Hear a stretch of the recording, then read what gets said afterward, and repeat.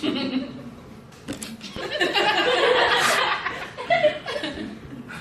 afternoon, ladies and gentlemen. Today we'll be talking about a very important person, a person who has impacted everyone's life. The innovations of Muhammad Al-Khwarizmi. Who is Muhammad Al-Khwarizmi? Born in 780 AD, Al-Khwarizmi was an intelligent mathematician who is known as the father of algebra.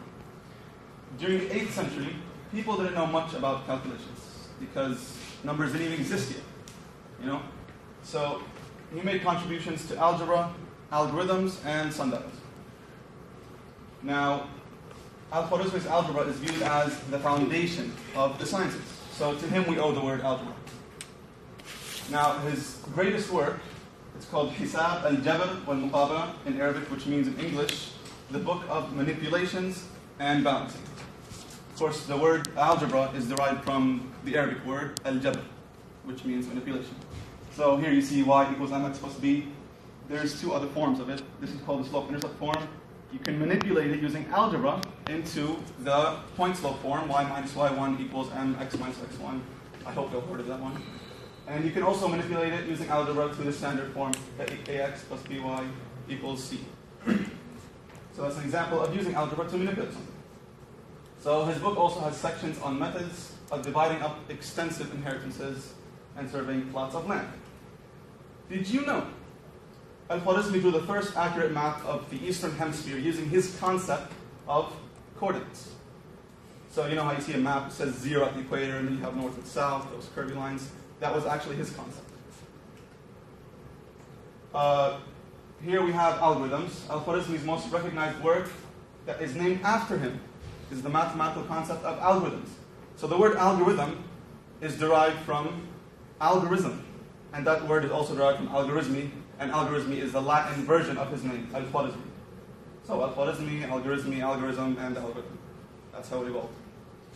Today people use algorithms to achieve algebra, physics, and computer science. Over here you see a processor, you're thinking, what do algorithms have to do with microchips? Well, believe it or not, microchips actually use algorithms. Like we said here, algorithms are a list of well-defined instructions for calculating a function. So for example, when you're on your computer and you highlight something using Microsoft Word and you hit Control-C, your processor is using a list of well-defined instructions to copy what you highlighted. So it actually uses algorithms. Imagine. So of course, his text was written over 1,000 years ago. These are principles that are over 1,000 years old. Did you know Al-Khwarizmi was responsible for introducing the Arabic numbers to the West? Which means that the numbers we learn today were actually first taught in Arabic, including the number 0. And also the number 0 was actually invented by him.